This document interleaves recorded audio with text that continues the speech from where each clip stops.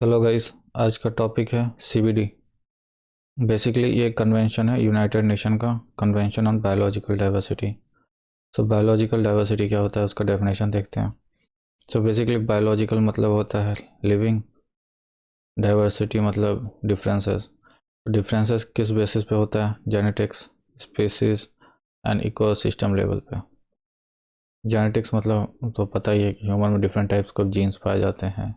Ecosystem मतलब कोई ज़मीन पर रहता है, कोई पानी में रहता है, तो इस टाइप का। और स्पीसीज़ में डिफरेंट टाइप के स्पीसीज़ होते हैं। ह्यूमन एक स्पीसीज़ है, फिर बाद में दूसरे स्पीसीज़ भी होते हैं, जैसे टाइगर का टिग्रिस करके होता है, मतलब इंडिका, दूसरा कोई, ये सब स्पीसीज़ में आते हैं। सो आज का टॉपिक डिस्कशन का है COP. Basically conference of party होता है, जो एक गवर्निंग बॉडी कहलाता है। जैसे हमारे पार्लियामेंट में एमपीज़ होते हैं, उसी तरह जब भी कन्वेंशन होता है या कोई भी इंटरनेशनल ट्रीटी ऑर्गेनाइजेशन होता है, उसमें डिफरेंट पार्टीज़ या फिर स्टेट मेंबर स्टेट बैठते हैं और डिस्कस करते हैं कौन कौन सा पॉलिसी बनाना है और किस लिए बनाना है।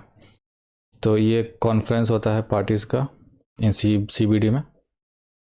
तो ये इस साल हुआ था कनाडा में, मॉन्ट्रियल में 2022। मतलब हुआ था कि अभी भी चल ही रहा है, तो वो आप देख सकते हैं, मॉन्ट्रियल कनाडा। और दूसरा टॉपिक डिस्कस करेंगे आज, आईजी टारगेट्स क्या होता है। और बेसिकली इसके अंडर 20 टारगेट्स आते हैं, जो आप देख सकते हैं। Understand values, main stream biodiversity, address incentives. तो ये सब लिस्ट दिए हुए हैं कौन कौन सा है। तो इसमें बेसिकली एक इम्पॉर्टेंट है respect and conserve traditional knowledge, and दूसरा है कि national biodiversity strategies and action plans. तो हर स्टेट मेंबर स्टेट को अपना अपना स्ट्रैटेजी या प्लान बनाना होगा, ताकि वो लोग बायोडाइवर्सिटी कंजर्वेशन पे काम कर सके। तो वो सब डिफरेंट स्टेट का डिफरेंट होता है, depending on the situation and finance. तो फाइनेंस भी ज़रूरी होता है, तो वो भी देखेंगे। तो आगे बढ़ते हैं। पहला टॉपिक है वाई कंजर्वेशन, मतलब हमें बायोलॉजिकल कंजर्वेशन क्यों करना है। क्योंकि आप देख सकते हो दो टाइप का सिचुएशन है, मतलब दो टाइप का सिचुएशन नहीं, मतलब दो कॉन्फ्लिक्टिंग कंडीशन चल रहा है। एक तरफ आप देख रहे हो कि इंडस्ट्रियल रेवोल्यूशन 1, 2, 3 और अभी के टाइम पे 4 बात हो रहा है, या फिर ये स्टार्ट भी हो चुका है। That is cyber security, IoT, internet of things, मतलब सब कुछ इंटरनेट से चलेगा ये। एंड थर्ड रेवोल्यूशन था इलेक्ट्रॉनिक्स एंड आईटी सिस्टम, या ऑटोमेशन कह सकते हैं। सेकेंड था आपका बिजली का मास प्रोडक्शन या फिर असेंबली लाइन, मतलब एक असेंबली लाइन में 100-200 गाड़ी एक दिन में प्रोड्यूस करना, उस टाइप का। फर्स्ट जो हुआ था वो ब्रिटेन में हुआ था 18th सेंचुरी में। तो उसमें बेसिकली स्टीम इंजन या वाटर पावर इंजन, मैकेनाइजेशन मतलब मशीन के द्वारा मूवमेंट कराना। इससे पहले हुआ करता था एग्रीकल्चर सिस्टम। उस टाइम एनिमल की हेल्प से हम लोग मूवमेंट करते थे, कोई मशीन की ज़रूरत नहीं होता था। जब से इंडस्ट्रियल रेवोल्यूशन 1.0 हुआ है, तब से हमें मशीन की ज़रूरत, मतलब मशीन से ज़्यादा यूज़ होता है, एनिमल्स का यूज़ कम हो गया। ये है एक टाइप जो हम लोग डेवलपमेंट की बात करते हैं। दूसरी टाइप है कि आप देखो किस न्यूज़ कट आर्टिकल्स है ये सब, selfish death, government to examine the toxic chemicals. तो ये सब टॉक्सिक केमिकल्स है, ये सब हमारा मैन्युफैक्चरिंग इंडस्ट्री से निकलती है, तो उसका इम्पैक्ट पड़ता है बायोडाइवर्सिटी पे। फिर ग्रेट इंडियन बस्टर्ड जो ऑलमोस्ट ख़त्म है, तो वो इलेक्ट्रिसिटी से एग्जीक्यूट हो गई, मतलब मर चुकी है, तो वो वाला एक इम्पैक्ट है। प्लस आप रेडिएशन देख सकते हो फ्रॉम मोबाइल टावर्स जो बर्ड्स को वाइप आउट कर रहा है धीरे धीरे। इससे तो हमें इंटरनेट मिल रहा है, स्पीड में मिल रहा है, हर जगह मिल रहा है, बट ये बर्ड के लिए अच्छा इम्पैक्ट नहीं है। तो एक साइड आप लोग डेवलपमेंट के थ्रू जा रहे हैं, ह्यूमन डेवलपमेंट, जहाँ पे आपको इंटरनेट मिलेगा और सब सुविधा मिलेगी, गाड़ी, इंफ्रास्ट्रक्चर। दूसरी साइड इसके कारण एनिमल्स का डेथ हो रहा है, चाहे वो हवा में हो या फिर पानी में हो या फिर लैंड पे हो, तो तीनों साइड में डिफरेंसेस दिख रही है। और फिर तो इसलिए हमें बायोलॉजिकल कंजर्वेशन की बहुत ज़्यादा ज़रूरत है। तो और ये सम फैक्ट्स भी देख लेते हैं कि इंडस्ट्रियल रेवोल्यूशन आने के बाद क्या क्या चेंजेस आया सोसाइटी में। मतलब इंडस्ट्रियल रेवोल्यूशन से पहले, मतलब अराउंड 18 सेंचुरी से पहले लोग रहा करते थे। लोग तो अराउंड 20 लाख ईयर्स से पहले रह रहे हैं इस अर्थ पे ह्यूमंस फॉर्म में, फिर भी उनको कोई सीबीडी का ज़रूरत नहीं पड़ा। बट जब से ये इंडस्ट्रियल रेवोल्यूशन आया तब से सीबीडी और बाकी कन्वेंशन सब देखा जा रहा है, क्योंकि हम लोग इन्वायरमेंट को इतना डैमेज कर चुके हैं कि उसको बचाना भी हमारा ही कर्तव्य बनता है। तो जब इंडस्ट्रियल रेवोल्यूशन से पहले कोई दिक्कत नहीं होता था, कोई इंडस्ट्री नहीं होती थी, कोई रेलवे, रोड, कार, ये सब नहीं होता था। बट आफ्टर इंडस्ट्रियल रेवोल्यूशन धीरे धीरे धीरे हमारा तो डेवलपमेंट हुआ, बट बाकियों का नहीं हुआ। तो वही आपको लिविंग प्लानट रिपोर्ट जो 2 साल में एक बार निकाला जाता है, एक बार 20 में निकाला गया था, उसके हिसाब से अराउंड ग्लोबल स्पीसीज में 60% का लॉस, 68% का लॉस हुआ था इन लास्ट 50 ईयर्स। अब 22 में सेम चीज़ देखेंगे तो अराउंड 69% का लॉस हुआ है। ये जो रिपोर्ट निकाला जाता है वह WWF, और ये 2 साल में एक बार निकाला जाता है। ये होता है world wild life fund, WWF का फुल फॉर्म। और ब्रिटेन का जो है nearly half of the Britain's biodiversity has gone since industrial revolution. तो इस इनिशियल जो पहला इंडस्ट्रियल रेवोल्यूशन हुआ था वो ब्रिटेन से स्टार्ट हुआ था, सब करनी ब्रिटेन का ही है, तो ज़्यादा इम्पैक्ट ब्रिटेन पे ही पड़ेगा, ये तो ऑब्वियस सी बात है।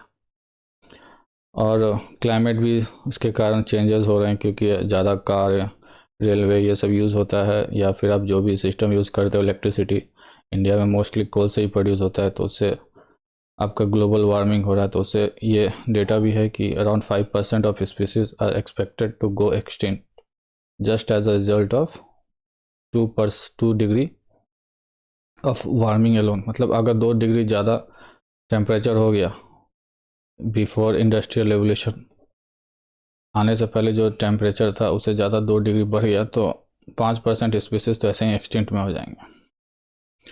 फिर बाकी का देखते हैं कि क्या क्या फैक्ट्स हैं। अब हम लोग डिस्कस करते हैं कि CBD क्या है, that is convention on biological diversity. Basically इसका ओरिजिन हुआ था अर्थ समिट में, जो रियो डी जेनेरो में हुआ था ब्राज़ील में। तो उस टाइम इसको ओपन रखा गया था फॉर सिग्नेचर के लिए। मतलब कंट्रीज़ जो आई थी उस मीटिंग में, अर्थ समिट में, तो उनको ये प्रस्ताव दिया गया था कि आप इस पर भी साइन करके इसको अपने अपने देश में इम्प्लीमेंट करना शुरू करें। और तो इस जो ये कन्वेंशन है वो धीरे धीरे करते करते फाइनली फोर्स में आया 1993 में, और एक ये लीगल बाइंडिंग ट्रीटी है। तो और इसका सेक्रेटरीट जो है मॉन्ट्रियल कनाडा में है। और प्लस ये है कि ये जो सेक्रेटेरिएट का काम होता है कि वो पूरा एडमिनिस्ट्रेटिव वर्क देखती है CBD कन्वेंशन का, या फिर सही से जो टारगेट रखा गया है वो फुलफिल हो रहा है या नहीं हो रहा है। उसके बाद 2000 में एक सप्लीमेंट्री, मतलब एक एडिशनल प्रोटोकॉल बनाया गया इसी कन्वेंशन के अंडर, CBD के under, Cartagena protocol on biodiversity. तो इसमें बेसिकली था कि ये प्रोटोकॉल था to protect biological diversity from potential risk posed by living modified organism resulting from modern biotechnology. So अब एक नया टेक्नोलॉजी है जो बायोटेक्नोलॉजी, जिसे आप जीन को एडिट कर सकते हो, निकाल सकते हो, दूसरे में डाल सकते हो। तो इसके कारण जो चेंजेस आता है लिविंग बीइंग में, तो उसको लिविंग मॉडिफाइड ऑर्गेनिज्म कहा जा सकता है। तो उसको मूवमेंट के लिए फ्रॉम एक देश से दूसरे देश के लिए कंट्रोल किया जा सके, तो इसके लिए प्रोटोकॉल बनाया गया था। प्रोटोकॉल बेसिकली होता है जो भी कन्वेंशन साइन होता है उसको, अगर उसमें कोई अमेंडमेंट किया जाता है कन्वेंशन में, या कोई चेंजेस लाया जाता है, या फिर कोई एडिशन किया जाता है, तो उसको प्रोटोकॉल कहा जाता है। तो ये लेस स्ट्रिक्ट होता है, ये लेस फॉर्मल होता है, और ट्रीटी एक मोर फॉर्मल टाइप का होता है। मतलब जब कोई इम्पैक्टेड पार्टीज़ मिलके एक अपना इशू को सामने रखे और उसको रिजॉल्व करने के लिए कोई फ्रेमवर्क तैयार करे, तो उसको ट्रीटी कहा जाता है। बट एक ग्रुप ऑफ पार्टीज जब कोई कॉमन प्रॉब्लम को सॉल्व करती है तो उसको कन्वेंशन कहा जाता है। और फिर एक और आया था, चेंजेस हुआ था, वो था नगोया में। जब जापान में ये CBD हुआ था तो कन्वेंशन हुआ था, तो वहाँ पे बात किया गया था कि genetic resources and the fair and equitable sharing of benefits arising from their utilisation.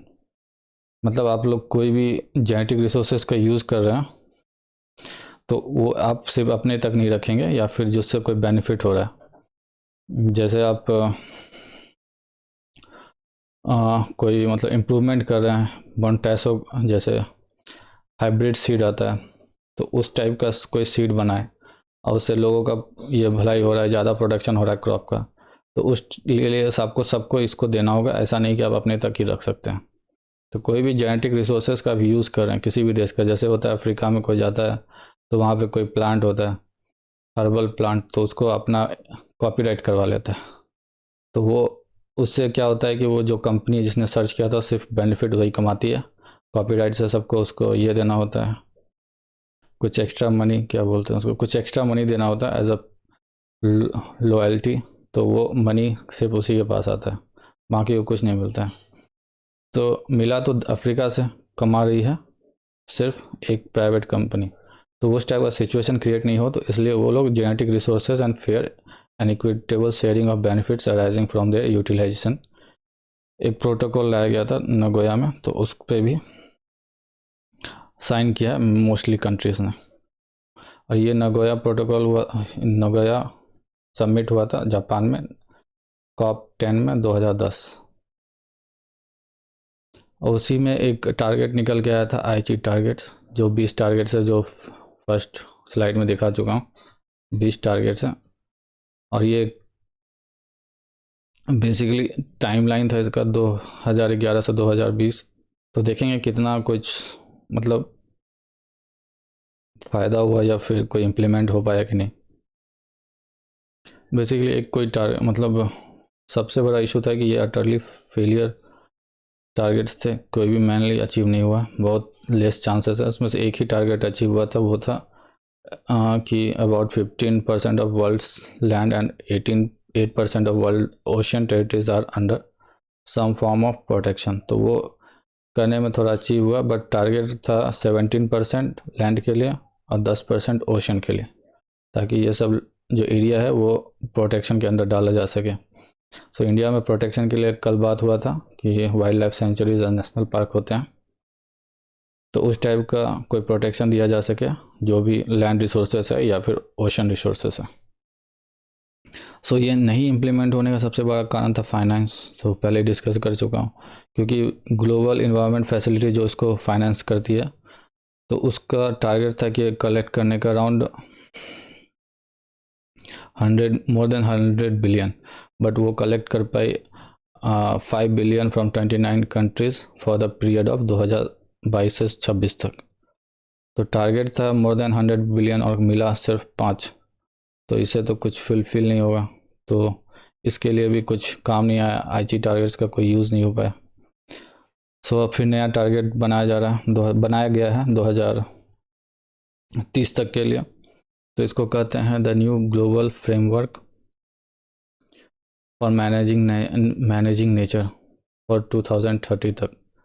तो उसमें 21 टारगेट्स हैं, 10 माइलस्टोन्स हैं जो 2030 तक है, और उसको एक मतलब living in harmony with the nature by 2050।